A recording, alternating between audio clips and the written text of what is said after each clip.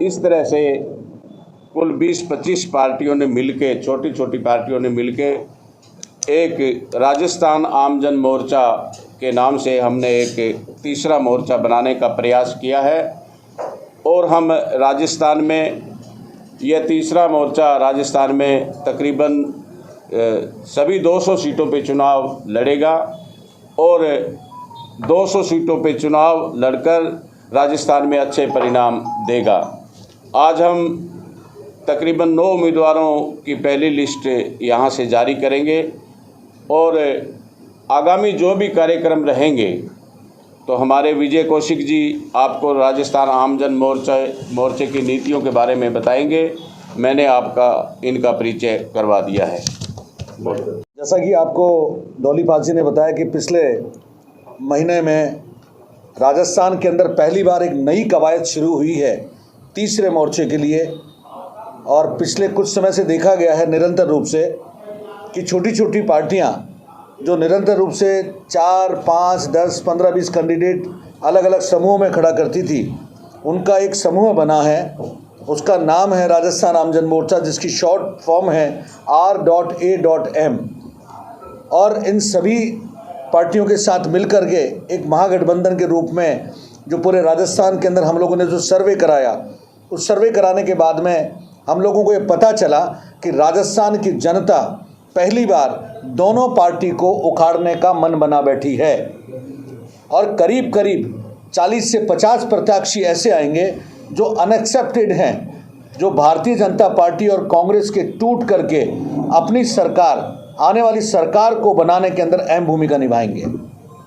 राजस्थान आमजन मोर्चा उसी कवायद को निरंतर रूप से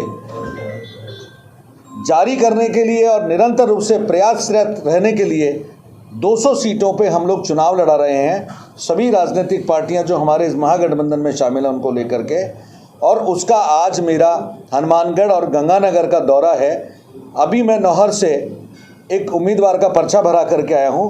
और जैसा हमारे साथी ने बताया है कि हम लोग यहाँ पे 9 सीटों पे 9 उम्मीदवार खड़े करने जा रहे हैं। 9 नहीं, हम लोग 10 उम्मीदवार खड़े कर रहे हैं, जिनकी घोषणा मैं आप सब भाई लोगों के मध्य में घोषित कर रहा हूँ। सांगरिया से राजेंद्र कुमार बावरी, सादुल शहर से रामजस धौलीपाल जी, गंगानगर से गोपाल राम कांचीवाल, हनुमानगढ़ से विनोद कुमार मेघवाल, सूरतगढ़ से हेमराज नायक, अनूपगढ़ से गुरुचरण सिंह बावरी, पीलीबंगा से अमन कुमार गहलोत, करणपुर से मनसुख मेघवाल, भादरा से जितेंद्र शामी और नौहर से असफाल खान ने अभी जस्ट पर्चा भरा, मैं वहीं से आया हूँ।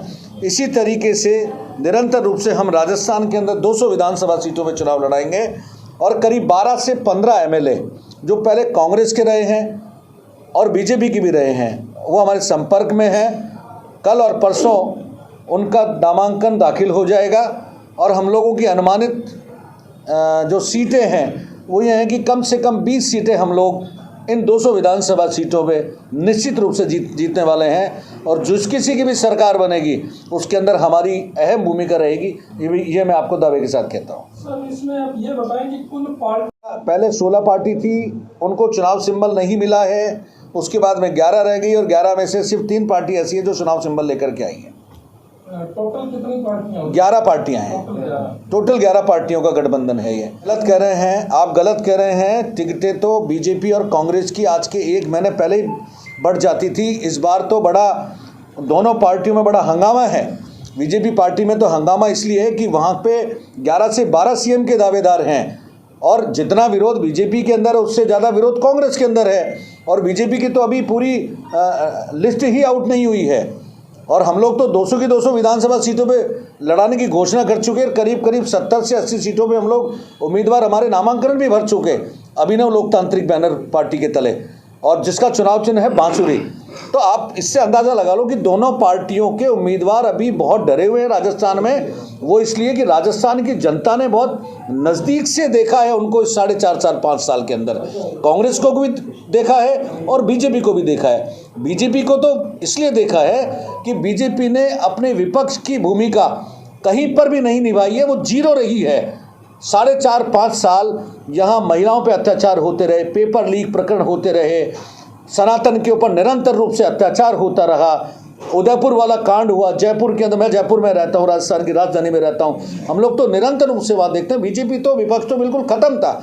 ये तो 4 साल बाद में उठ करके आ गया कि साहब हम लोग अब चुनाव लड़ेंगे। तो राजस्थान की जनता ने मानस बनाया है, इस बार निश्चित रूप से तीसरा मोर्चा कामयाब होगा और दोनों पार्टियों को पटक नहीं देगा।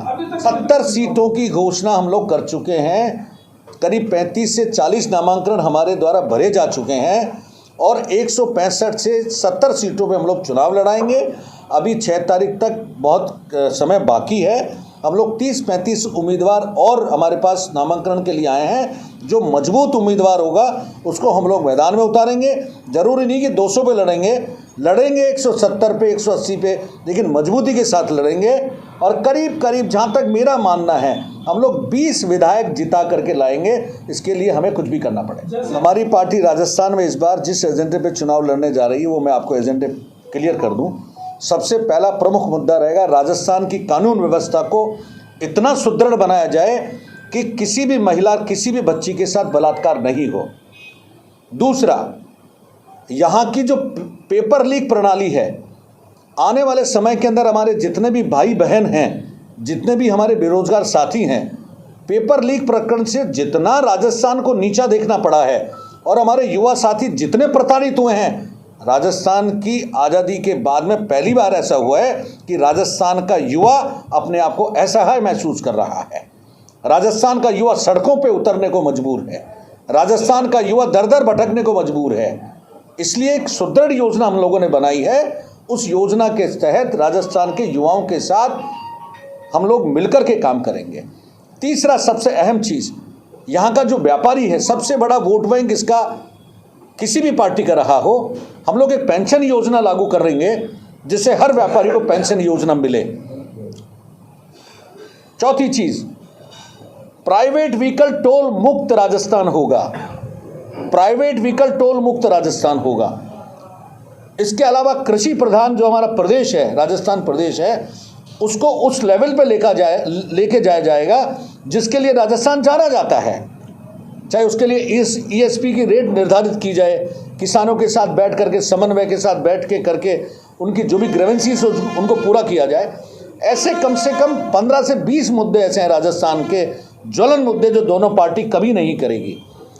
उसके अलावा राजस्थान के अंदर किसी भी सनातन के ऊपर अगर प्रहार हुआ और अगर हमारी सरकार के अंदर भूमिका रही तो मैं दावे के साथ आप भाई लोगों के मध्य कह रहा हूं कि उनको बख्शा नहीं जाएगा, किसी भी कंडीशन पे नहीं बख्शा जाएगा।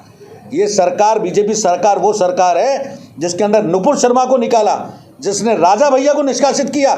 और ये बीजेपी सरकार वो सरकार है, राजस्थान की जनता ही नहीं पूरे देश की जनता ने, उन सनातनी लोगों ने उनको वोट दिया, उनके साथ धोखा किया उन्होंने। कमलेश तिवारी का मर्डर हुआ लखनऊ में, आज तक उसका परिवार न्याय की भीख मांग रहा है। इससे शर्म की बात कुछ नहीं हो सकती है। इसलिए हमारी सरकार जब आएगी हम बताएंगे सनातन की सरकार क्या होती है, और सनातनियों के ऊपर अगर एक भी प्रहार हुआ तो ईंट का जवाब पत्थर से देंगे, ये मैं दावे के साथ कहता हूं आपको। इससे ज़्यादा बढ़ के है कांग्रेस पार्टी, तो जो इतिहास उन्होंने 70 साल के अंदर रचा है उसका खामियाजा है कि हम लोगों को आज भुगतना पड़ रहा है।